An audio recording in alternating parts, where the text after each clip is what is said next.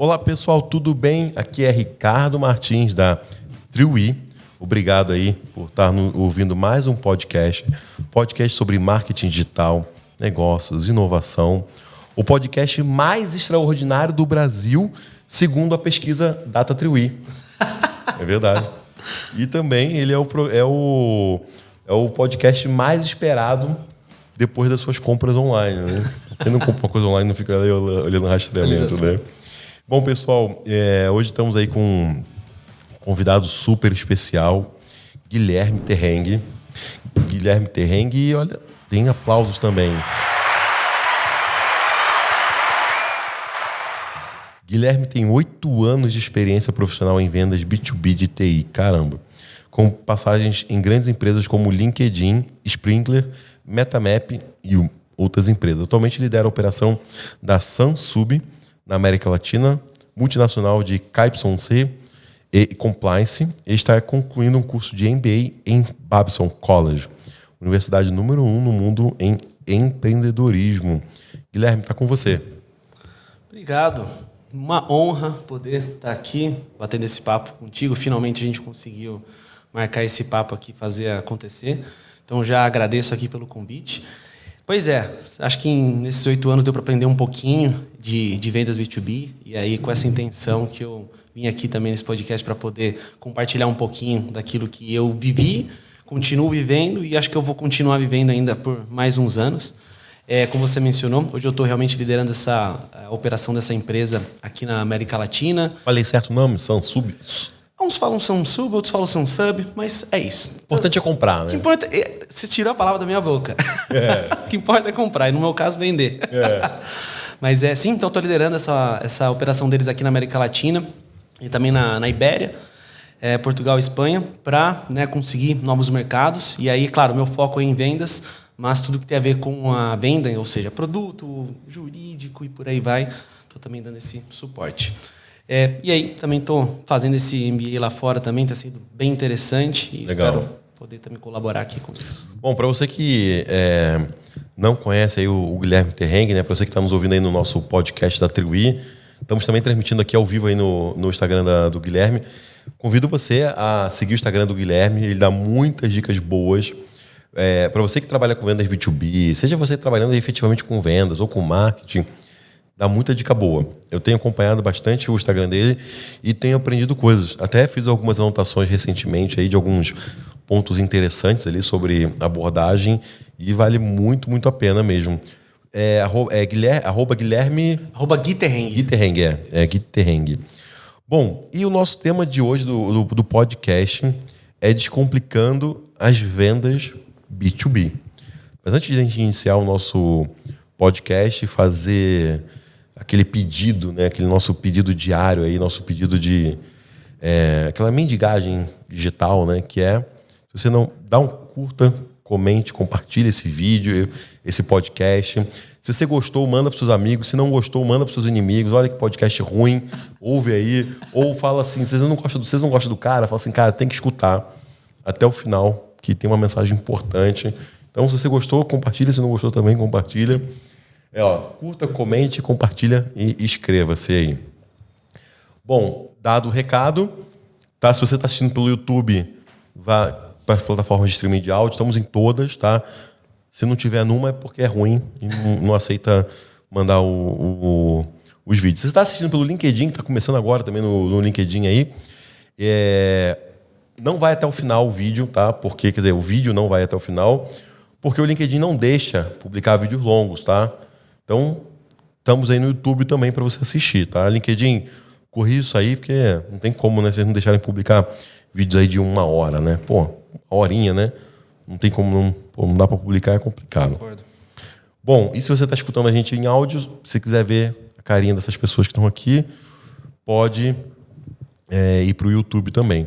Hoje estamos aqui com a Nicole Holanda, que está nos ajudando aí com toda a parte técnica. Todo esse apoio para a gente. Bom, vamos lá. Primeira pergunta que eu tenho para você, Guilherme.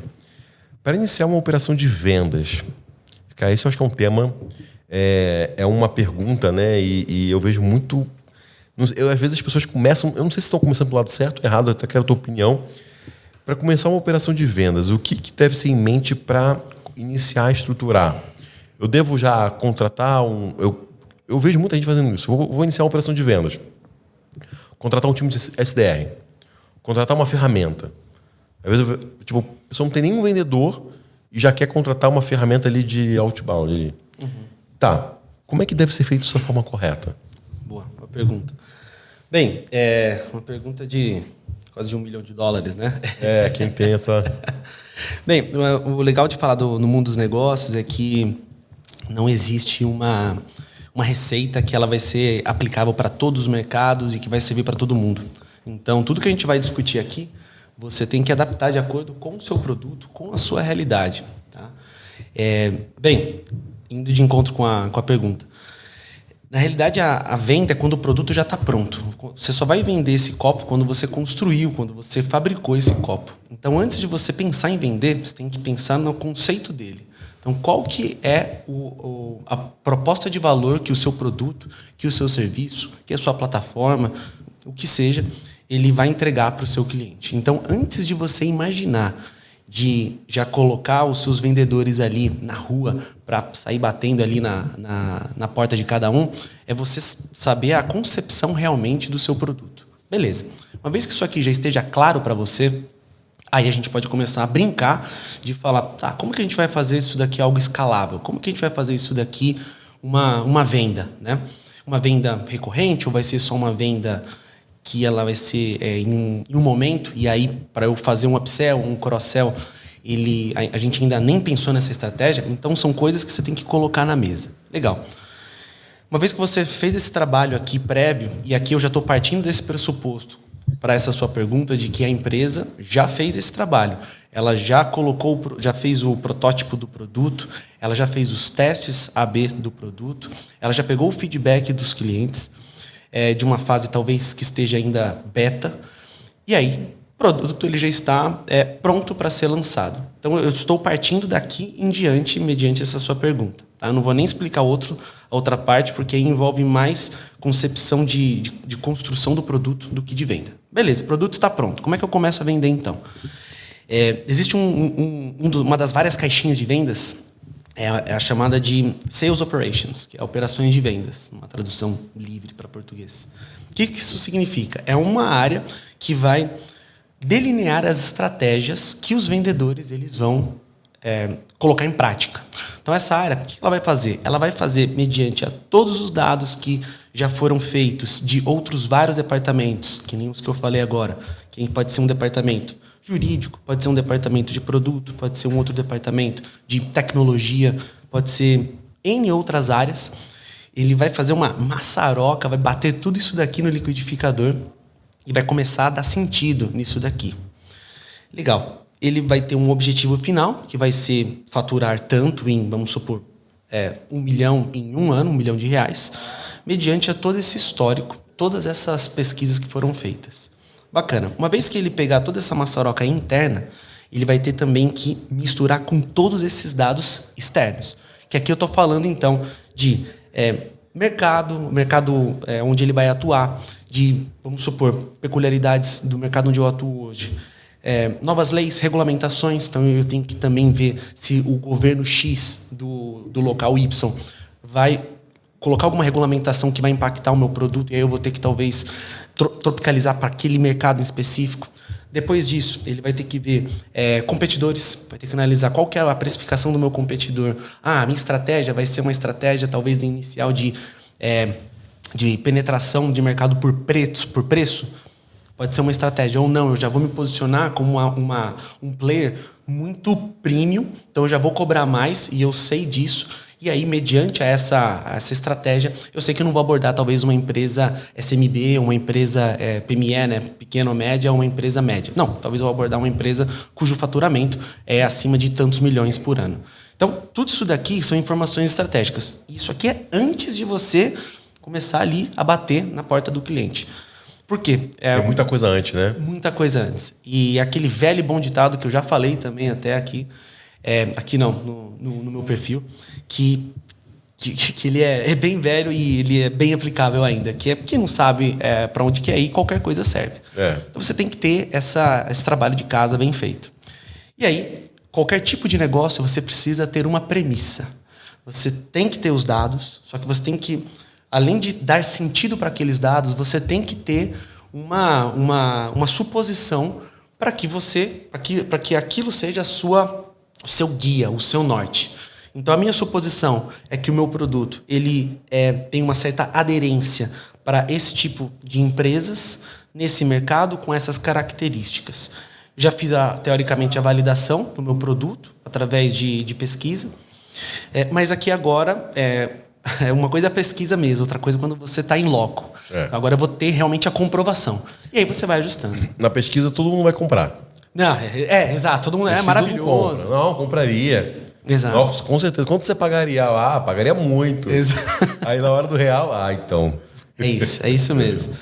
E aí, então, partindo daqui, uma vez que isso aqui já estiver feito, aí a gente começa a falar de outras caixinhas.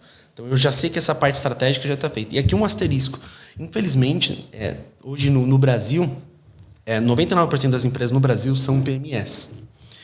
E essas empresas, por que elas são PMS? Porque geralmente é o cara que talvez vai vender uma pipoca ali na frente do estádio. Eu sou um assíduo frequentador de estádio, São Paulino roxo. Então, acabo consumindo muito dessas... Muita pipoca lá. Muita pipoca. Come um lanchinho. Lanche de pernil. Tem que ir pro estádio comer alguma coisa, né? Claro, já não vende cerveja com álcool lá, né? Então, são esses tipos de negócios. E esses negócios, eles costumam não ser tão escaláveis, né? E aí, quando a gente pega agora, trazendo também esse cenário para o mercado corporativo brasileiro, a realidade ela acaba sendo a mesma quando a gente analisa o modelo de negócio que essas empresas pensam para começar a ser mais escalável e também a vender mais. Porque para você ser escalável, você precisa de venda. Você tem que vender alto, tem que ter o lucro, a margem ali, e aí a roda começa a girar. Beleza.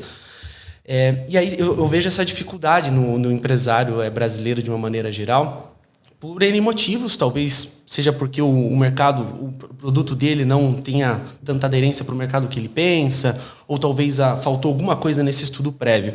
E aí, quando eu vejo que isso daqui é bem feito, aí você começa a ver que o negócio ali dá certo. Porque ele pode dar errado no início, mas depois é uma questão de tempo, que ele vai puxando daqui e ajustando dali. E aí, nas vendas, então, diretas, se a gente vai falando de uma venda B2B, e de uma venda de algo que pode ser, que não é uma consultoria, de algo que é mais escalável, aí você pode começar com uma caixinha aqui, que é o time que você tinha falado no início da sua pergunta, de SDRs. Então, que essas pessoas vão basicamente fazer o quê? O pipeline para você. Você vai ter o time do Hunter, do Farmer e por aí vai. Só que, e aí que é a minha opinião, tá? Você pode pensar diferente de mim, quem também está vendo aqui pode pensar diferente de mim. Eu acredito que antes de você pensar em colocar outras caixinhas, a primeira coisa que você tem que fazer é pegar os hunters e colocá-los para eles começarem a atacar o mercado. Porque ali ele já vai trazendo, ele vai te alimentar de muita informação preciosa que o cliente dele vai levar para ele. Seja uma questão, talvez, de adaptação do produto para a peculiaridade dele. Apresentação, né? Apresentação, exato. Site, uma série de coisas, né? Exato. Porque ele vai começar a ter muito feedback, né, desses contatos, né? Exatamente. Então, no início, a minha expectativa que eu teria se eu vender é lucro, né, nessa fase inicial. Minha expectativa é ver ver se realmente tudo aquilo que eu planejei está correto. Então não dá para esperar primeiro mês vou vender. Pode até vender, né? Pode. Seria bom, mas tem esse processo de construção, de entender se realmente o produto está adequado, se a apresentação, se a proposta, se o valor. Exatamente. Se o próprio público, né, que foi definido. Né? Exato. E se isso acontece com uns players lá de fora, que já estão nesse mercado, um mercado muito mais maduro do que aqui, aqui acho que não vai ser muito diferente disso. Mas assim, indo para os finalmente da sua pergunta, eu começaria com um time de hunters, para que eles vão ali a campo, peguem essa informação, tragam, e aí vão conseguindo fechar. E aí eu não sei, aí vai depender muito do tipo de produto que essa pessoa, que essa empresa, está liderando. Se for se for uma assinatura, ou não, se for algo on demand, depende muito do modelo de cobrança dela. Aí, se for algo recorrente, você vai precisar de um farmer. Se não, só o hunter mesmo. Você falou agora do mercado maduro, né? Em mercados mais maduros, você tem esses problemas. O Brasil está maduro com vendas B2B? Boa, excelente pergunta. Depende com o que a gente estiver comparando. Eu diria... Como é que, em comparação com outros países, né? Estados Unidos, os países da Europa, como é que a gente está comparado a eles aí? Estamos indo bem? Legal. Olha, eu acho que com a América Latina, de longe, sim. Assim, a resposta na lata é sim. A gente está bem posicionado na América Latina. Quando a gente compara, talvez, com mercados já que estão desenvolvidos, aí para empresas que são internacionais, sim. Você é uma companheira aí, seu lado. Nossa parceirinha aqui, ó. Quem está assistindo em vídeo... Tem... ela também, ela é dona também de um pet shop, né? Não. Não? Não. Tô brincando. Tô brincando. Quem está nos assistindo em vídeo aí, a Margarete, a nossa colaboradora também, de 4 patinhas e peludinha, é a nossa gerente de relacionamento. Ela recebe todo mundo feliz, está sempre legal. Quase me mordeu, brincadeira. E tá aí em cima do Guilherme aí. Tava com o focinho no braço dele. Adorando aqui. Mas beleza. Então, sobre mercados maduros, né? Claro. Na América Latina que você fala, o Brasil, então, é bom, né? Tá bem, exato. Teve mercados como o Chile, por exemplo, eles sempre foram muito reconhecidos também, né? Eles são bem reconhecidos. Aqui eu tô pegando o geralzão, né? Sim, Seja por potencial de mercado, nível também de profissionalização e por aí vai. O Brasil é muito bom, tem muita gente boa. Tem. Tava conversando hoje no almoço sobre isso. O Brasil tem muita gente boa, né, cara? Tem, muita. O que eu fico meio assim é que é muito concentrado no eixo aqui, Rio-São Paulo, e até cada vez mais São Paulo. Isso eu não acho legal. Eu acho que deveria ser muito mais bem distribuído isso daqui. Porque, se você olhar para a gente tem que se comparar com quem é o melhor naquilo. Quem é o melhor nisso? Os Estados Unidos, porque se trata de empresas, pelo menos aqui, de B2B, né? Incontáveis empresas americanas B2B que estão espalhadas pelo mundo. Não existe só São Francisco, não existe só ali o Vale do Silício. Você tem outros lugares também. Então, por isso que eu acho que se o Brasil, né, conseguisse, mas aqui eu estou sendo muito, talvez, muitos anos aqui à frente, não sei nem se é possível, se a gente chegar um dia tomara que sim, que a gente tivesse vários polos aqui, que aí com certeza o Brasil como um todo andaria melhor. O Brasil é muito grande, né? E tem capacidade para ter vários polos, né? Tem. Não precisa concentrar aqui no Sudeste, né? Não. E aí você, estudando na Babson College, você tem lidado com pessoas do mundo todo, né? Sim. E aí essa questão de maturidade do Brasil em vendas B2B, você tem conversado com pessoas lá? Como é que tem sido isso em outros países? Claro. Olha, quando a gente fala com...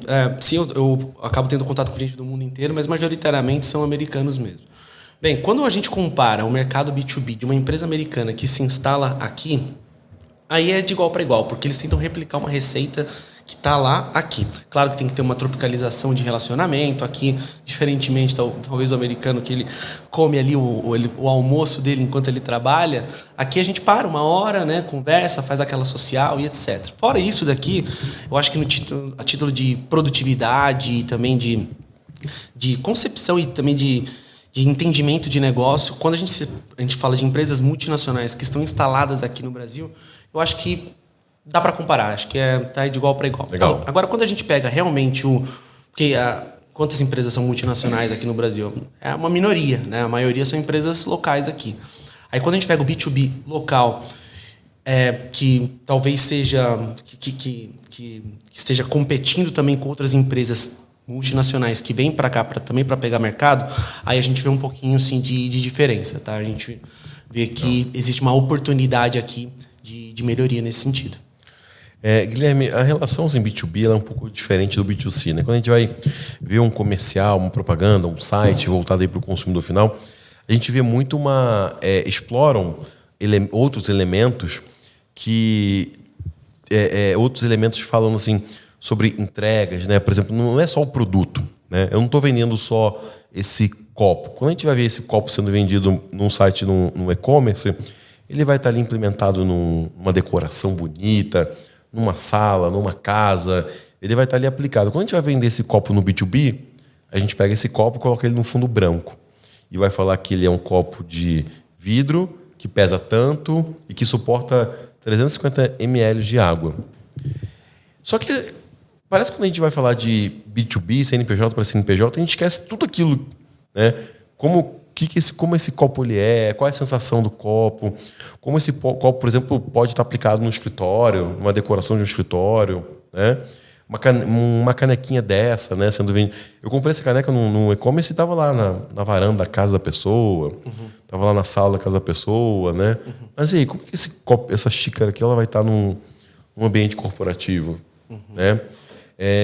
E a gente percebe muito isso, né? Assim, o B2B quer vender, vai falar de peso, ou vai falar que a solução dele faz isso e aquilo, mas esquece de trabalhar outros elementos que o consumidor, a pessoa que está comprando de você, ela quer saber também. Sobre, por exemplo, uma empresa de confiança. Será que se eu comprar uma solução da empresa do Guilherme e eu ligar para ele 11 horas da noite num sábado, porque deu um problema, o Guilherme vai me atender? Né? Será que se eu comprar esse copo de você, eu vou receber ele no tempo que eu preciso? Será que eu vou realmente ter todos os outros elementos que eu espero, que eu estou comprando esse copo para deixar aqui num ambiente bonito, né? Senão, comprava um copo de plástico simples e pronto, né? Claro. Então, como que o B2B ele pode ter uma comunicação mais atrativa? Como o B2B ele pode trabalhar sua comunicação, seja num speech de vendas, seja num PowerPoint, seja no site? Qual que é essa importância também? Como ter e qual é essa importância de ter uma comunicação mais atrativa? Esquecer somente peso e medida. Boa. Bem, se puder resumir em uma palavra, é credibilidade. Você tem que ter essa credibilidade para você conseguir qualquer coisa na sua vida, inclusive, aliás, principalmente vender. E aí, para você fazer essa credibilidade, aí você tem uma série de passos, que eu já vou explicar. Mas só falando da diferença básica, para fazer uma live só disso, mas básica de B2C para o B2B, para quem está acompanhando a gente. No B2C é uma demanda que ela é uma demanda pontual, ela é uma demanda que ela cujo processo de venda ela é muito simples e eu já tenho uma demanda para agora. Então você falou o exemplo do copo. Por que eu quero esse copo? Porque eu já quero colocar água aqui nele agora, ou porque talvez amanhã eu vou fazer uma festa, vou receber mais pessoas, eu preciso de mais copos então. Então, é uma demanda, que é um processo de compra que é mais rápido. O processo decisório ele é muito mais simples. Claro, aqui existem exceções quando você pega, talvez, se você for comprar uma casa, se você for comprar um imóvel, se você for comprar um carro, algo cujo valor, o preço e o valor agregado também daquilo é grande, aí sim ele, talvez no caso de uma casa, de um carro, como eu falei, se for um casal, eles vão ter que conversar. Então, você tem mais de uma cabeça ali nesse processo de decisão. Beleza. Então, esse aqui é o do B2C. Quando a gente quer de CPF, de um CNPJ para um CPF, né? Quando a gente fala de CNPJ para um CNPJ, então no B2B, aí é outro mundo. Por isso que eu também já dei vários avisos que tem muito vendedor que começa no B2C e aí depois ele vai para o B2B. E ele tenta usar a mesma lógica B2C numa lógica B2B. E isso é completamente bem... Não dá. É banana com maçã, não tem como você fazer isso. Porque são técnicas diferentes, situações diferentes. E no B2B é muito mais complexo. Né? Legal. Então, aí agora, respondendo, indo mais de encontro com a sua pergunta. Como que você, então, consegue fazer uma venda, que o processo B2B é um processo de venda consultivo, para que eu vá além de falar que isso daqui é um copo, que ele serve para você colocar água, o peso dele é assim, tem que tomar cuidado para não quebrá-lo por causa disso, disso e disso. Bem, primeiro antes de eu vender o copo no B2B, porque no B2C ele já sabe exatamente qual que é a demanda dele, ele vai lá de encontro, ele compra aquilo. Não tem um intermediário, ele vai direto lá e compra. Né? No B2B vai ter um intermediário, vai ter um vendedor. Essa pessoa ela vai ter que ir muito além do que um mero produto. Por isso que no processo B2B você tem várias técnicas de vendas, vários acrônimos, várias perguntas, várias maneiras de você abordar. Então, o que eu sempre falo antes de você vender, você tem que saber a dor, você tem que saber qual que é realmente a necessidade. Uma vez que você entendeu qual que é a necessidade, aí você vai fazer a sua venda de acordo com aquilo. O vendedor uma das características do vendedor de sucesso não é vender um produto igual para todo mundo, é vender o mesmo produto de uma maneira diferente para diferentes pessoas. Porque é só assim que você vai conseguir realmente fechar a venda, né? Talvez se você usar a mesma receita para todos, não vai funcionar, por mais escalável que seja o seu produto muitas vezes, né? Legal. Para você, agora entrando um pouquinho no processo da venda de venda do executivo comercial, sem entrar em tantos detalhes, né? Bem, você perguntou, né? Será que a empresa do Guilherme vai atender? Confiável? É confiável. Vou ligar para o Guilherme e ele vai me ajudar? Porque no B2B tem muito isso, né? Principalmente, você vê, o cara sabe que funciona de tal a tal hora, acabou. Mas e aí? Mais do que a pessoa, quando ela está comprando, né, uma coisa, ela está procurando confiança, ela está procurando parceria, né? Ela está procurando uma empresa sólida para entregar o trabalho dela. Você tem que pensar no longo prazo no B2B. Se você pensar só numa demanda muito pontual, tem vários pontos aqui que dá para a gente falar. Primeiro, que a sua venda vai ser muito transacional. Segundo, que numa venda transacional você perde recorrência por N motivos, entre eles porque você não cultiva o relacionamento, você não tem uma dor intrínseca ao negócio, mas sim uma dor meramente pontual, que vai sanar uma dor para aquela determinada janela e acabou. E aí tem outros vários pontos. Então, no B2B, o importante é você ter o quê? Credibilidade. E esse aqui é o maior desafio para novas empresas que estão começando algum negócio. Como é que eu vou ser uma pessoa que as pessoas vão acreditar em mim, sendo que ninguém me conhece? Mesma coisa da empresa, né? Então, aqui você tem várias estratégias que empresas começam a fazer isso. Desde oferecer o produto gratuitamente para outras empresas, para que um acordo de cavalheiros, pelo menos, ela possa colocar o logo no portfólio, falar, nós temos esse cliente aqui como um cliente nosso no nosso portfólio, mas na realidade ele está meio que pagando para outra empresa, está sendo ao contrário. A empresa B deveria pagar a empresa A, mas a empresa A que está pagando a empresa B para estar no portfólio da empresa A, entendeu? Então, essa é uma das estratégias. Aí você tem várias maneiras de você criar justamente essa credibilidade aqui, que é você ter, vamos supor, depoimentos de pessoas que já usaram. Você também, claro, ter uma apresentação que seja de acordo com o seu mercado também. Então, eu falo muito, por exemplo, com bancos e serviços financeiros de uma maneira geral. Mas, às vezes, eu falo também com outras empresas, outras fintechs que têm um outro estilo, seja de conversa, como até de investimento, etc. Então, o vendedor ele tem que ser um bom camaleão também, como eu já falei em outros momentos no meu perfil. Então, você tem que se adequar para cá, se adequar para esse outro público. Uma outra maneira também é você investir muito em... pode ser engraçado, mas em propaganda, né? Aquela coisa, para uma coisa se tornar realidade, você tem que repeti-la várias vezes. Aí vocês contratam a Triway para isso. Pronto, deixa aqui a recomendação. Propaganda. Mas para você fazer a propaganda, você já tem que ter feito também todos esses pontos aqui. Então, assim, a gente poderia falar de muitas maneiras aqui. Essas são algumas delas. Empresas que não estavam preparadas para vender online. Por exemplo, você começa a gerar leads e a empresa não está estruturada. A empresa não consegue absorver. Acontece. Empresas que não conseguem atender o telefone, que não conseguem responder os e-mails, as mensagens. Então, isso é muito, muito comum. Outro ponto também, acho que todo vendedor, né, quando ele vai trabalhar um cliente, ele precisa conseguir o máximo de informações, extrair o máximo de informações. Quais detalhes um vendedor pode se atentar para ter êxito nessa estratégia? Então, beleza, eu vou entrar em contato com uma empresa. O que eu preciso mapear? O que eu preciso mapear dessa empresa para chegar nele já com um discurso formado? Legal. Porque, assim, às vezes eu vejo muito... Recebe ligação, né? E aí a pessoa fica fazendo uma série de perguntas ali, né? Mas aí você... Pô, peraí. Né? E a gente vê muito isso, né? Da pessoa... entra em contato, mas sem ter sem ter feito um estudo previamente, né? É claro que quando você vai trabalhar, prospectar um cliente grande, você precisa minimamente entender já o que ele está. Se ele está usando uma plataforma de algum concorrente, se ele está comprando de um outro concorrente seu, né? Entender o máximo possível dessas informações. Quais são esses detalhes que o bom vendedor de B2B, ele precisa se atentar? Beleza. Um pouco aqui no passo a passo. Bem, a primeira coisa é você fazer o planejamento do seu território. Uma vez que você definiu quais são suas contas principais, vamos supor aqui de 1 a 4, sendo 1 a melhor e as 4 as piores, você vai saber onde que você vai focar a sua energia.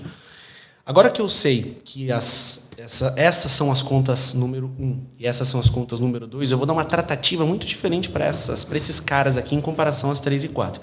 Número 1 e 2, eu vou fazer algo muito sob medida, eu vou fazer algo também muito mais bem detalhado, ao passo que na 3 e na 4, vou ser um pouquinho mais transacional. E eu estou muito à vontade para fazer isso, porque eu fiz o meu trabalho já prévio de pesquisa desse território. Legal. Agora, vamos supor que eu vou ter uma ligação com uma dessas empresas 3 e 4 primeiro. Bem, eu não vou despender tanto tempo analisando essa empresa. Talvez no início, se esse vendedor ele ainda estiver pegando a artimanha do pitch, se ele estiver começando, estiver inseguro ainda, você não vai queimar cartucho com essas 1 e 2. Você vai queimar cartucho com essas que são 3 e 4. Treinar com a base, né? Você vai treinar com a base, exatamente. Beleza, estou treinando com a base. E aí você vai ficando até mais confiante. Aí você vai estar mais bem preparado para começar a abordar essas 1 e 2. Nessas 3 e 4, uma vez que essa pessoa já esteja tranquila e muito bem preparada para isso, ela vai dar uma tratativa talvez um pouco mais transacional. Então eu não vou pesquisar o balanço financeiro, se for uma empresa cujo capital é aberto. Eu não vou ver toda a matriz hierárquica daquela empresa. Eu não vou fazer todo esse mapeamento. Não vou talvez ler tantas informações na parte como é que é o nome da parte do Google? De news. Eu não vou pegar tanta informação ali. Eu vou fazer o básico, que é o quê? Ver meu interlocutor, qual que é o produto que eles fazem, como é que eles estão talvez posicionados hoje, entender um pouquinho ali onde que eu acho que eu posso começar, aquilo que eu falei. Todo vendedor e também todo empresário tem que ter uma suposição, e aí você vai por ali. E depois na conversa você vai direcionando. Legal. Vamos agora então para essas daqui que seriam as contas de maior potencial. Para essas daqui que você tem um potencial bem maior, aí você tem que dar alguns passos a mais ali para trás. Então, algumas experiências que eu já tive, tá? Eu já tive um grande banco aqui no Brasil, um grupo que, dentre as empresas, você também tem bancos, né? Mas não tem só banco, tem uma parte também, a fintech dentro do banco, tem parte também de seguro de vida, saúde, enfim, é um monstro, né? Quando eu fazia reuniões com eles, eu tinha que praticamente estudar como se estivesse estudando para uma prova de um vestibular. Não é brincadeira, até porque para você conseguir uma agenda com esses grandes tomadores de decisão... Deve ser fácil. Não é coisa fácil, leva-se um tempinho. Então, o que eu tinha que fazer? Eu participava de calls, ficava calado muitas vezes, mas participava de calls, de relações com os investidores. Tem uma equipe, né? Para quem não sabe, empresa de capital aberto, tem um time chamado de relações com investidores, o relacionamento com o investidor. Às vezes fica abaixo de finanças, às vezes fica abaixo do jurídico, mas o ponto principal deles é mostrar para os investidores como é que a empresa está indo. Então, eu participava de calls também para ouvir, entender um pouquinho dos jargões que eles utilizavam lá dentro. Também para saber, é claro, como que a empresa estava andando. Eu entrava, todas as empresas, dica para você, tá? Todas as empresas de capital aberto, e até algumas que não têm capital aberto, elas lançam. As de capital aberto tem que lançar. As outras fica a critério, né?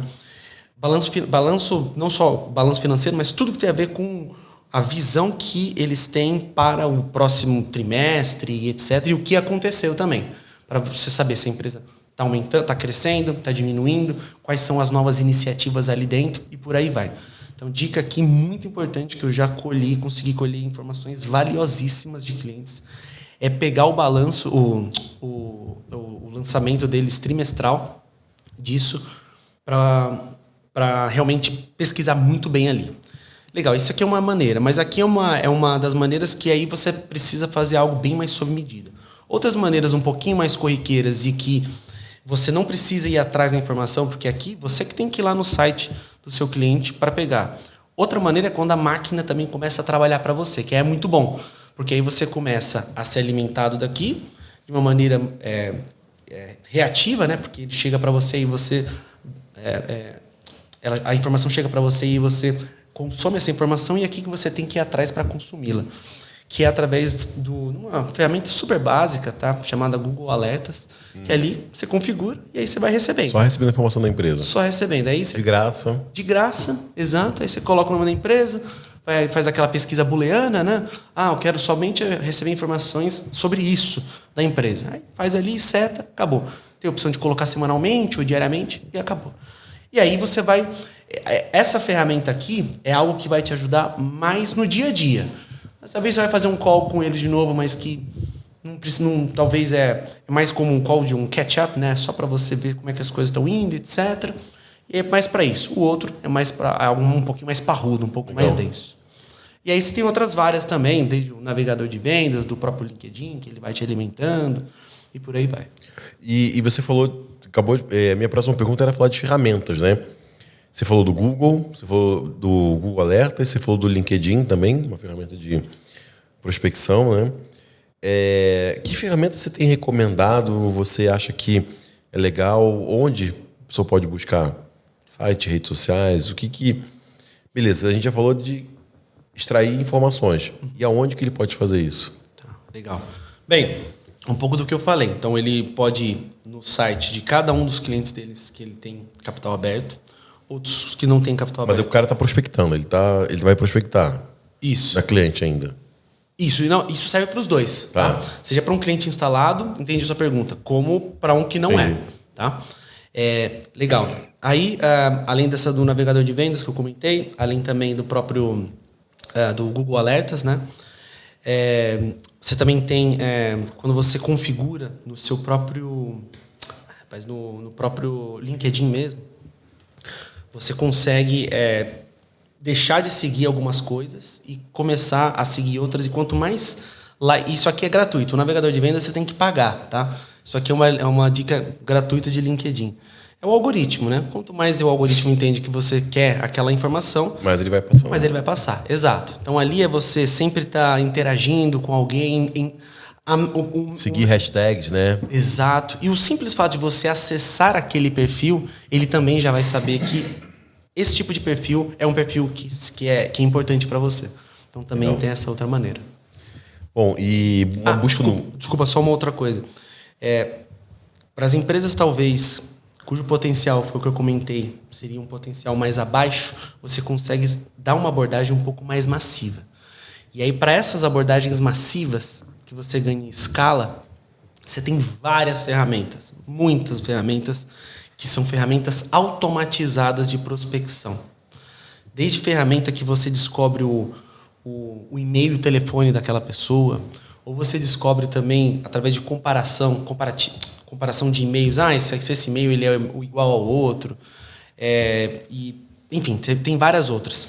E aí essas são outras ferramentas que essa pessoa também pode usar. E aí, para algo que você quer fazer algo um pouquinho mais sob medida, para essas contas aqui que tem um potencial maior, eu não recomendaria essas que talvez você vá dar uma abordagem um pouquinho mais massiva. Aí eu iria no arroz com feijão aqui mesmo, que é mandar um e-mail, uma mensagem no LinkedIn e por aí vai. Só a última coisa. Eu já cheguei a escrever uma carta mesmo. Isso aqui é uma curiosidade. Para contas de potencial alto, eu escrevi uma carta mesmo. Não era meu cliente, tá? Era um prospect. E eu redigi uma carta mesmo, com assinatura, bonitinho. Coloquei estimado fulano, era estimada fulana. E aí eu fiz uma carta, mandei por e-mail. E aí, enfim, legal que ela me respondeu, né? Mas fica uma outra dica também aqui para essas contas de potencial grande. Você tem que dar uma tratativa realmente... com bastante respeito a elas. E vale tudo na hora da prospecção? Depende do que vale tudo, né? O que é? Então, vale tudo. Eu escutei eu vejo assistindo o vídeo, eram 2 músicos, né? E eles queriam... estavam tentando mostrar lá a música deles, né? O CD deles lá para um produtor musical super famoso e tal. E aí enviavam pelo correio, enviavam e-mail, enviavam tudo, o cara nunca respondia. Aí eles botaram terno e gravata, chegaram lá na empresa e falaram assim, quero falar com o Guilherme Terrengue. Né? Assim, eles chegaram e fez contando essa história, chegaram super sérios. E aí a moça falou assim, quem são vocês? Oficial de justiça. E aí, então, chamou lá, né, o cara e tal. Aí ele falou assim, olha, foi a única maneira que eu consegui para falar com você, né, para poder conseguir, porque eu já tentei de tudo. E foi a única maneira, foi essa, né, de se fantasiar aqui. E de falaram que conseguiram uma abertura lá com o cara e tal, e conseguiram um contato, né. Legal. Mas e aí, vale tudo? Olha, que bom que funcionou nesse caso. É que às vezes pode ser isso, pode ser um tiro no pé. Por quê? Imagina, eu botaria o cara pra correr, né? Sai daqui, porra. Aí que eu não Você tá maluco? Aí que eu não vou comprar mesmo, né? Exato. Imagina. É assim, eu parto da seguinte premissa. Se a pessoa não quer me responder, é porque ela não tá interessada. Não tá no momento, né? Não tá no momento. Então, pra que eu vou ficar enchendo o saco dela, ao invés de focar a minha atenção em outro cara, em outro prospect, que pode me dar, talvez, o mesmo resultado? Então, assim, eu tento, mas eu não vou encher o saco, porque... E aí você aprende muito com os erros, eu já fiz muito isso, e aí, é claro, quebrei a cara. E aí não deu certo. Então, eu parto desse pressuposto. Se a pessoa está interessada, se eu fiz muito bem o meu trabalho, eu tenho certeza que a minha abordagem está sendo uma abordagem muito bem feita, sob medida, e ela não me respondeu, então eu não vou perder meu tempo ali. Tem uma quantidade, assim, que você fala assim, cara, não rolou mais, ou é mesmo a interação com o cliente que você percebe que realmente não vai funcionar nada lá? Como é que você vê isso? Boa. Eu não diria que tem um número específico, tantos toques, etc. Vai depender muito do histórico. Então como está a relação, né? Exato. Vai muito de casa a casa. Outro ponto também, né? O B2B, assim, você tem vários influenciadores dentro de uma empresa e tem um decisor, né? Como que também você consegue, né, influenciar essas pessoas dentro de uma empresa para que, beleza, vamos escolher essa solução? Né? Então, porque numa empresa você vai vender uma solução de, sei lá, tecnologia, você vai ter o diretor de TI, vai ter o gerente de TI. Às vezes essa tecnologia está vindo de baixo, que alguém, um analista, está trazendo essa informação. Você talvez vai ter uma pessoa lá que cuida do CRM, do RP, que vai se integrar de forma com isso. Tem o pessoal do marketing também, que vai precisar entender como essa solução vai integrar. E aí, como você tem vários influenciadores, e vai ter um cara que assina o cheque, né, que faz lá autoriza lá o pagamento. Como lidar com isso, né? É complicado, né? É bem complicado. Mais ou menos, aqui eu estou sendo bem generalista, com base em algumas pesquisas, tem de 6 a 8 pessoas que participam do processo decisório ao longo de um processo de venda B2B. É bastante gente que você tem que influenciar. O importante ali é você, também através de outras técnicas, é você saber qual que é o papel de cada um ali. Ali, vamos supor, você sabe qual que é o champion. Champion, que seria um campeão, é a pessoa que que está com você, que vai vender você ali dentro. É a pessoa que vai fortalecer a sua proposta de valor ali e vai também espalhá-la para as outras áreas. Vamos supor, para os outros 6, 7, 8 interlocutores. Diagnostiquei essa pessoa. Tá bom, como é que eu vou fazer com que essa pessoa, cujo potencial é de um champion, se transformar efetivamente num champion? Dá para fazer uma live só disso daqui. Aí tem uma outra persona, que é o detrator, que é a pessoa que, como já está no próprio nome, ela vai fazer de tudo para que o seu negócio não dê certo. E você também tem que saber quem que é essa pessoa. Porque o estrago que um detrator pode fazer numa venda é muito grande. Então, como eu sempre falo, nunca duvide do potencial de um detrator, independentemente do estágio que você esteja. Seja um estágio inicial ou no estágio muito avançado de venda. Tá? E você também tem outra persona, que é o coach, que é a pessoa que vai torcer para você. Né? É a pessoa que vai... eu quero muito que o Ricardo ele chegue aqui, ele venda aqui a Tribe para nós, mas eu não vou colocar um dedo aqui de esforço. Eu só quero que ele consiga. Essa aqui é uma diferença vamos supor, do champion. Então, você tem que saber identificar ao longo das suas interações, que eu já te adianto que não vai ser em uma conversa, tampouco em duas. Vai precisar de várias rodadas ali dentro e utilizar a sua visão crítica, essa sua visão bem criteriosa para conseguir diagnosticar qual que é cada um. Legal. Isso aqui é um passo só. Um outro passo também disso você também usar coisas que já existem. Se você já sabe que existe uma coisa que funciona há anos, você pode meramente melhorá-la, né? Mas por que não usá-la? Por que deixar de usá-la? E para isso, tem vários também outros acrônimos de vendas que te ajudam ao longo desse processo. Seja um acrônimo que é um processo um pouquinho mais simplificado, bem como um acrônimo que talvez seja para uma venda um pouquinho mais complexa que envolva mais pessoas. E aí, dentre esses processos que a gente chama em vendas de processo de descoberta, de discovery, você vai ter que fazer várias perguntas. E aí você, muitas vezes, vou citar aqui alguns casos meus, eu reparei que, por mais que o departamento A, ele não fosse adquirir diretamente o meu produto, ele ia ser impactado pelo que o departamento B conseguisse com o resultado do meu produto. Então, o que eu fiz foi conectar os dois departamentos e falar, olha, eu sei que um vai ser o demandante e o outro vai ser... Não vai ser o demandante. Mas olha como ambos podem se beneficiar com isso daqui. Da mesma maneira, vamos supor, com negociações com o time de compras, que, bem, se tiver alguém de compras aqui vendo, sabe que é um momento bem crucial, né, de uma venda, né? O momento de compras ele é bem complicado porque você já conseguiu complicado para o vendedor, né? Porque você já conseguiu encantar todo mundo ali e aí você vai para alguém que não importa. Só quer olhar o preço, né? Só o preço. Não importa se isso aqui é diamante ou se isso é vidro. É preço que ele quer ver. Ele está no papel dele, ele tem que fazer isso. Se eu tivesse no papel dele, eu faria a mesma coisa. Então, é você se colocar também do outro lado, né? Então, é você também mostrar para o time de compras que, olha, eu entendo muito bem o que você está falando, eu entendo que meu produto muitas vezes pode até ser mais caro, mas olha só o benefício que eu estou levando para essas outras áreas aqui também. E aí você tem várias maneiras também de fazer, técnicas de você fazer cálculo de ROI. Tem um outro passo que é feito, que são casos de negócio, então business cases, que você faz, que aqui você vai no detalhe, na unha da empresa. Então você já conversou com a área de marketing, independentemente do que você venda. Já conversou com a área de, vamos supor, RH, área de produto, conversou com a área também de finanças e por aí vai. Por isso que você fez toda essa discovery com todos eles e você sabe, definiu qual que é cada persona, quem é o tomador de decisão, quem é o cara que vai assinar, quem é o cara que vai comprar, quem é um cara que talvez pode ser a pessoa, o detrator e por aí vai. Você consegue fazer esse business case e apresentar para eles. E aí, dentro desse business case, você vai ter que, mediante as informações que você não acha, no business case não tem premissa mais, que eu falei. Ali são fatos. Você tem que chegar e falar, vocês me disseram isso. Eu lembro que em um dos business cases que eu fiz, eu acho que eu tinha falado com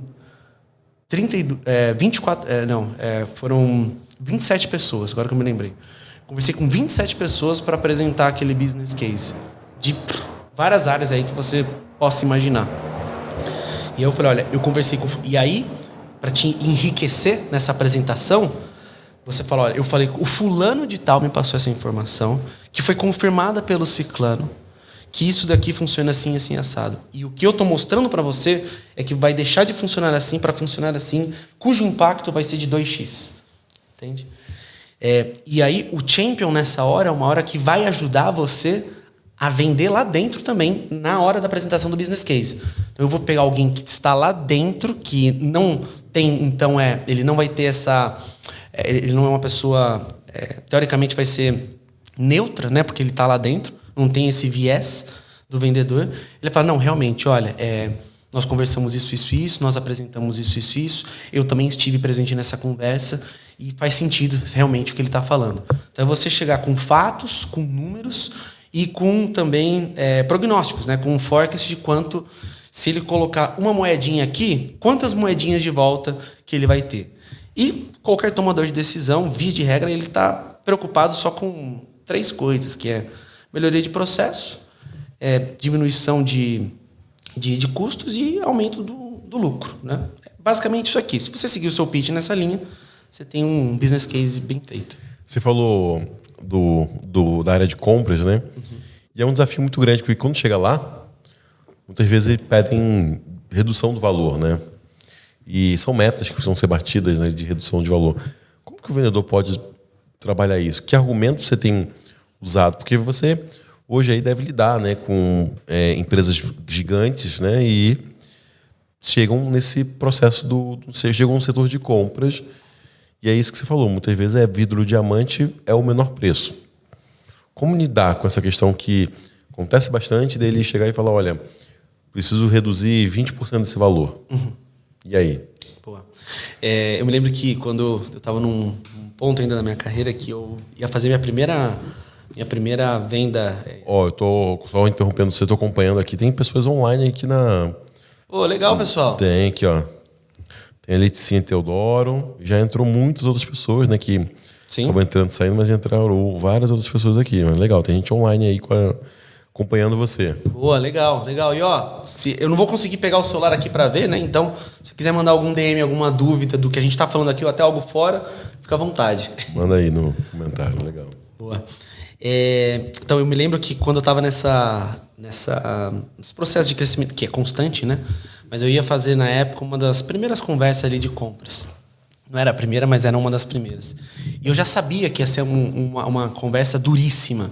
Porque eu já tinha feito minha tarefa de casa, tinha buscado, já vasculhei o LinkedIn. Iam ser... LinkedIn de cada uma, né? Ia ser 2 contra 1. Ia estar sozinho, ia ter 2 compradores Desculpa. 3 compradores, só numa outra conversa. 3 compradores da empresa? 3, e só eu. E eu falei pro meu chefe, não tem como. Ele, cara, se vira. Se vira, isso daí é contrato seu, né? Falei, beleza, vamos lá. E aí eu fui. Desculpa, antes de eu ir, eu fiz um call com outros 2 amigos meus compradores. Então, a primeira coisa que eu deixo para dica para qualquer vendedor aqui é você buscar as informações em fontes que já existem e que você sabe que são fontes que dá para você confiar. Então eu falei com 2 amigos meus que trabalham, não tem nada a ver com o que eles compram, mas mesmo assim, a lógica vai ser a mesma. Perguntei e aí eu fiz um relatório mesmo, eu fiz um podcast com eles e eu fiz um relatório de todas as coisas que eles estavam me pontuando. Quais são os objetivos? Porque nós, em vendas, a gente tem o quê? O objetivo de faturamento, que é um faturamento que ele pode ser anual, pode ser semestral, trimestral, mensal e por aí vai. Os vendedores também. Os compradores também. Eles também têm as obrigações deles. Tem a meta de saving, como eles chamam, meta de economia. E aí, muitas vezes, eles também podem ser avaliados não somente de saving, mas também com prazo para pagamento. E você vai brincando, né? Com várias... Todo mundo pensa em desconto, essa é a primeira coisa. Mas você tem outras maneiras de você também satisfazer o outro lado. Então, a dica que eu daria é assim, o comprador, ele tá ali para fazer realmente o papel do bad guy. Ele tá ali para ficar sério mesmo. Inclusive, até recebi um material excelente ontem, que eu vou postar depois para vocês, que é um checklist de como um comprador do Carrefour deveria se comportar mediante negociações com vendas. É maravilhoso esse material, maravilhoso. Tem coisas assim até de manter sempre uma cara fechada, bater na mesa, como também até algo mais de técnica, sabe? É muito bom, muito bom. E aí, então ele tá ali para fazer... E você tem que saber que ele tá ali. É um jogo de xadrez, né? Então, dica para você que eu dou para você vendedor que vai ter uma conversa com o time de compras pesquisa seus interlocutores, que aqui é básico. Pesquisa a situação da empresa. Se você sabe que é uma empresa que está indo no vermelho, os caras vão entrar, né, com os pés no peito de, poxa, já não está faturando bem. É claro que eles vão querer arrancar ainda mais o fornecedor. Então, saiba se é uma empresa que está no momento de crescimento, um momento talvez de baixa, ou se está no momento mais linear. Sempre tem uma gordurinha. Então, todo vendedor, ele precisa também, não pode dar logo o melhor preço logo de cara, porque por mais bacana que seja a sua intenção, ele sempre vai tentar diminuir. E às vezes você pode não estar nem mentindo. Realmente pode ser a sua melhor oferta ali. Mas ele está no papel dele. E ele não pede nada em pedir desconto para você. O máximo que ele vai tomar é o quê? Não. Né? Então... vá com essa gordura, mas nunca vá diretamente como a única fonte de negociação o preço. E se você estiver desconfortável com fechar aquele contrato daquela maneira que a conversa talvez esteja desenvolvendo, não feche dessa maneira. Não feche porque senão você vai você vai se frustrar. E já aconteceu de eu também abrir muitas pernas e eu olhar... E outra dica para vocês, tá? Sempre faça uma análise post-mortem, que é uma análise quando você fecha alguma coisa, quando dá certo e quando dá errado. Por que eu fechei? Porque eu fiz isso. Por que eu não fechei? Por causa disso. Você saber o que você acertou, o que você supostamente errou. E você falou agora uma coisa assim, não fecha se não for bem. Já aconteceu de trabalhar uma proposta, falar com o diretor de marketing, com o gerente de marketing, adoraram, vamos fechar. Chegou na área de compras. Pediu um desconto. Conseguiu um desconto X. Beleza, consegui cair ali o valor, né? Falei, olha, chegar no desconto que você quer, não consigo. Mas consigo chegar num desconto. Cheguei na metade ali do desconto. Beleza, fluindo, tá, beleza. Depois ligou de novo pedindo mais desconto. Mas assim, sabe, ele falou, olha, eu tenho uma meta aqui, eu preciso cair, esse valor precisa ser tanto. Tipo, uma coisa assim, 40% do valor. E eu falei assim, olha, não tem como chegar nesse valor. Mas a gente quer fechar muito com você e tal, não sei o que. Não. Então fechem pelo valor que a gente já combinou, mas não tem como chegar nesse valor. Mas a gente só vai fechar se chegar nesse valor. Eu falei assim, olha, então não vamos fechar. Porque realmente pra gente não é interessante cair esse valor. Eu já te dei um desconto, ou seja, não é nem esse valor que você pediu de desconto, 40%, eu tenho esse mais o outro, então eu vou cair em valor de 50%. E até falei, olha, se eu chegar nesse valor, tem alguns pontos, que eu enganei vocês, chegando num valor tão alto, que eu estou caindo 50% do valor, né? Ou eu vou fechar um projeto que pra gente não vai ser interessante. Eu vou fechar pra vocês, fechar e... Você não vai estar engajado com ele também. Não vai gerar valor pra gente, né? Então pra gente não é interessante continuar com isso. Bom, aí depois lá o diretor de marketing me ligou dizendo sobre isso e tal, e pediu desculpas, né, sobre o que ele me ligou, perguntou, mas por quê? Eu falei, olha, pediu um desconto, já dei, depois pediu um desconto, chegou em 50% do valor que ela quer pedir de desconto. Então, pra gente não é legal, né? E aí ele fechou lá no valor que a gente já tinha combinado no primeiro desconto. Conseguiu, né? então. Aí ele falou, olha, então a gente pode manter o primeiro desconto que você deu pra gente fechar? Eu falei, não, conseguimos, né? Mas você vê, parece que quer espremer tanto o fornecedor que começa a chegar de uma maneira que não é justa, né? Você tem que ter uma base, tem que falar, daqui para baixo não rola. Até aqui, beleza. Para baixo, não rola. Só se eu tirar alguma coisa. Como já aconteceu também, por exemplo, eu dar um orçamento, né? Digamos, vou dar um valor hipotético aqui, dou um orçamento de R$10, uma coisa, e aí a pessoa fala, mas é que tem... Eu já vi gente vendendo a R$1. Clássico. Eu falei, olha, eu já vi gente vendendo a R$4 isso. Eu falei, olha, se você quiser, eu posso te indicar pessoas que vão te vender a 2. Né? Se você está procurando realmente preço mesmo, eu vou te indicar um profissional que vai te fazer a 2. Você fecha com ele e vai te entregar um bom trabalho. Ponto, né? E aí, uma dessas aí, a pessoa voltou alguns meses depois, dizendo que não deu certo. Barato saiu caro. Que não sei o que, e se eu poderia fazer um desconto porque ela já tinha pago pelo outro. Aí eu falei, olha, você vê, eu tinha dado um orçamento de 10, você fechou o outro por 4, né? Agora o teu projeto, em vez de sair 10, vai sair 14. Né? Porque você pagou já agora. E realmente, eu consigo dar aqui um desconto, vou fazer 9 para você, mas fazer tipo, por 6 para você ficar, né, compensar, não dá, né? Bom, estamos aí começando a finalizar o nosso... Só um ponto claro. Desse da compra é que quando você dá muito desconto, você desvaloriza o seu próprio produto ou o seu serviço também. Isso é ruim. E um outro ponto ruim também, tem vários, mas o outro ponto ruim é que, querendo ou não, o mercado ele fala, ele conversa entre si. E aí, quando você vende um produto 40%, 50% abaixo do que é o seu valor praticado mesmo, quando você estiver falando com um concorrente daquela empresa, ele vai muitas vezes, talvez não concorrente direto, mas alguém que conheça, porque é muito comum empresas que são concorrentes, funcionários migrarem de uma para outra. Isso é normal, normalíssimo, né? E eles têm amigos em outros. Aí ele vai chegar, empresa tal... Ou às vezes até se conhecem, né? São amigos na física, né? Aí chega e fala, a empresa tal, né, a Trio, ela tá aqui cotando conosco. Quanto que vocês têm um contrato aí dele? Você pode abrir? E ele vai falar, putz, 50%. Nossa, mas eles estão oferecendo 50% mais. E aí você perde também uma outra venda. Então, não é bom. E aí, nesse processo de vendas, queria que você, sei lá, uma ou duas frases aí que nunca devem ser ditas num processo de vendas. Por exemplo, seu site é ruim.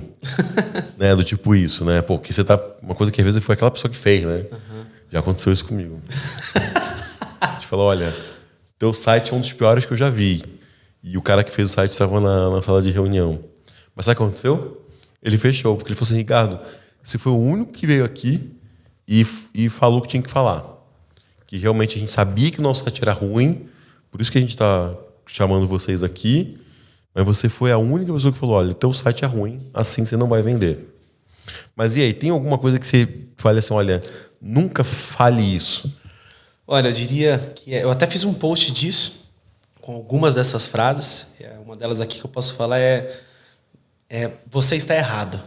Eu não falaria isso, eu evitaria falar. Em venda, você tem que evitar o conflito o máximo possível. Você tem que desafiá-lo, mas desafiar um cliente é diferente de você confrontá-lo. Quando você viu que está num ponto da conversa que está gerando já mais conflito, se afasta daquilo e sempre tente... você está ali para levar boas notícias, você não está ali para levar notícias ruins. E até quando você tiver que levar notícia um pouco mais complicada, você tem que saber como levá-la. Eu fiz uma vez um treinamento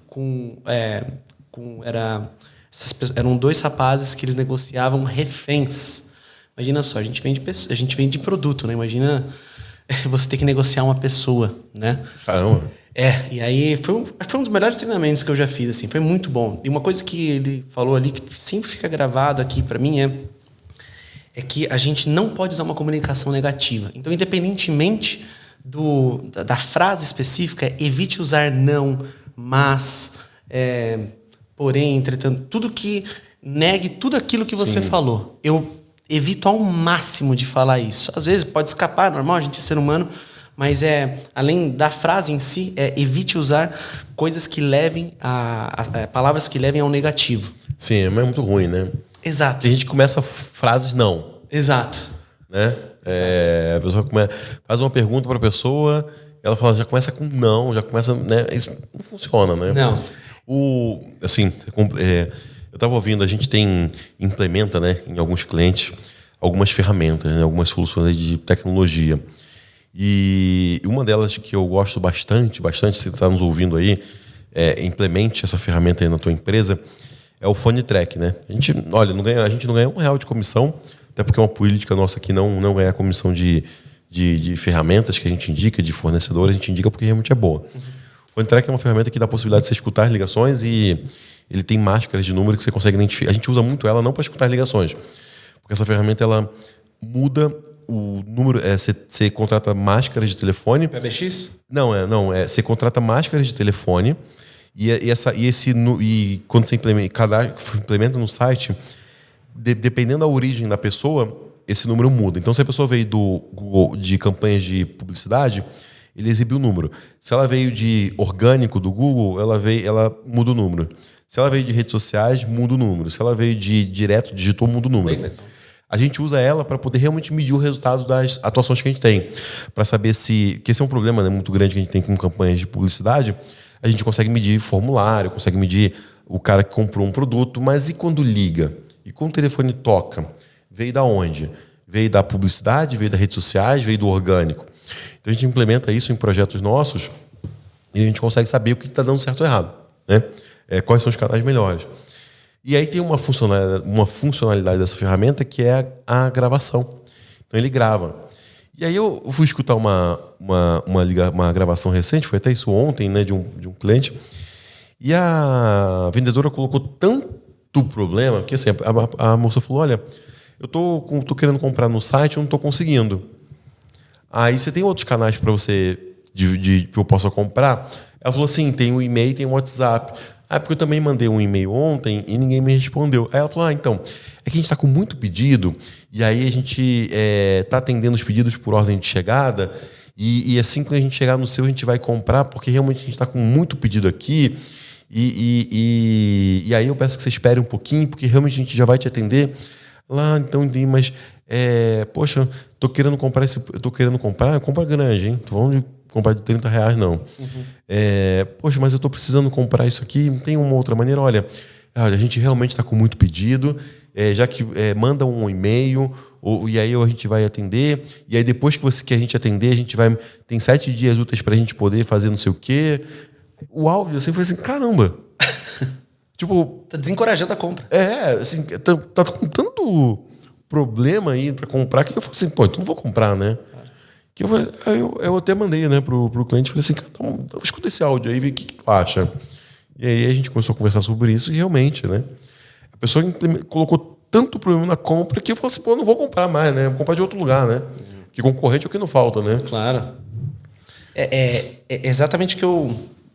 Que bom que você conseguiu exemplificar, ilustrar o que eu estava falando. Você coloca muita... Vender já não é fácil.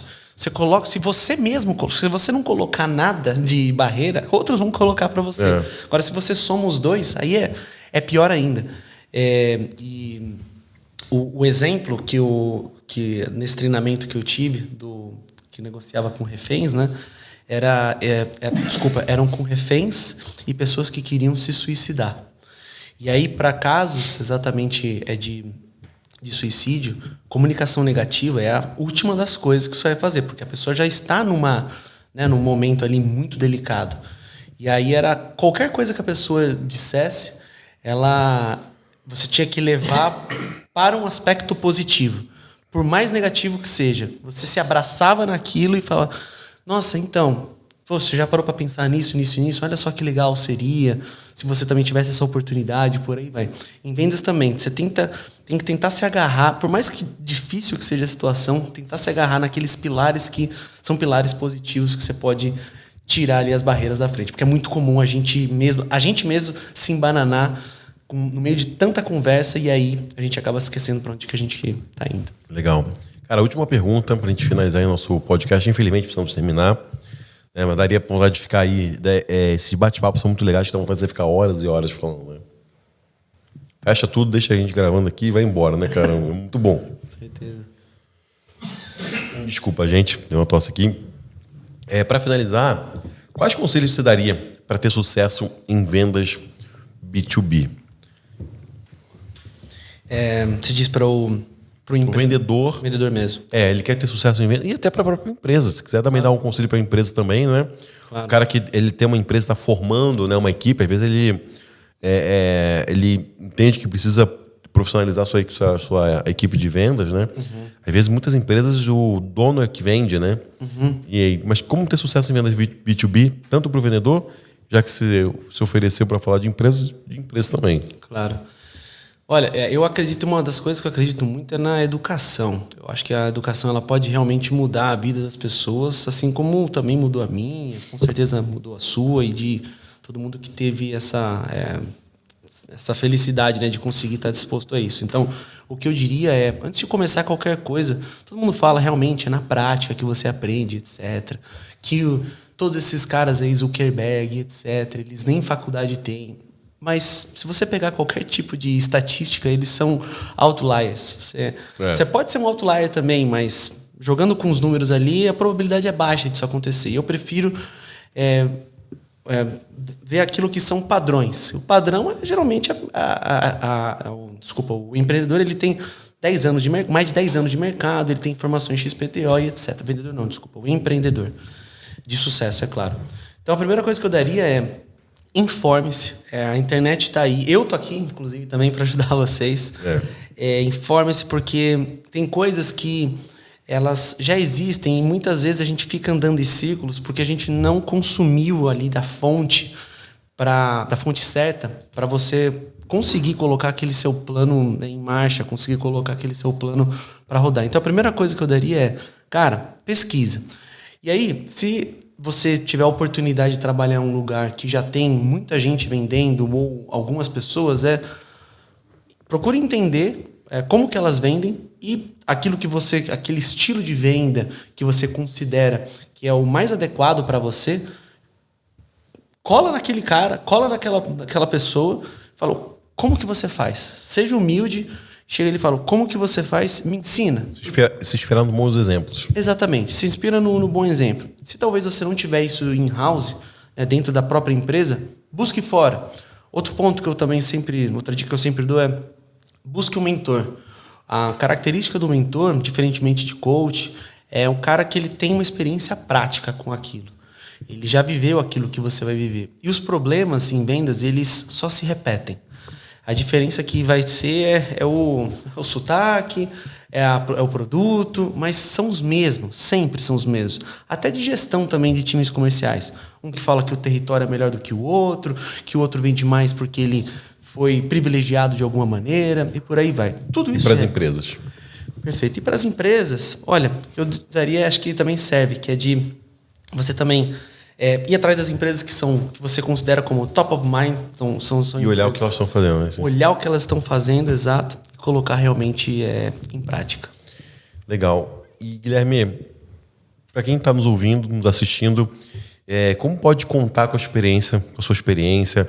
Como você pode ajudar as empresas? Então, eu queria entender até o que você tem feito aí para empresas, além dos seus conteúdos, né, que são muito bons aí nas suas redes.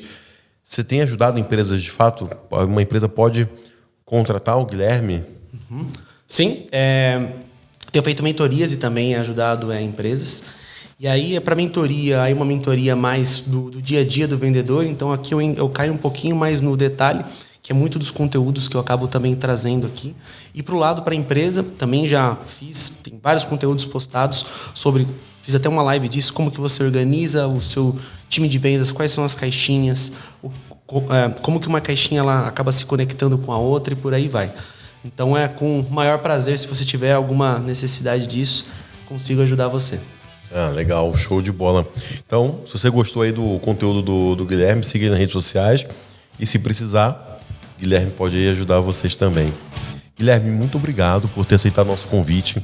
Cara, foi um prazer conversar com você. Foi um prazer aí conhecer um pouco mais, aprender. Achei muito legal. Eu aprendo muito nesses podcasts que a gente tem feito aqui. Tenho aprendido muito aí com seus conteúdos também. Para você que está nos assistindo aí, nos ouvindo, muito obrigado. Obrigado aí por ter chegado até aqui, por ter acompanhado nosso conteúdo. Guilherme, tá com você aí, pode se despedir da galera.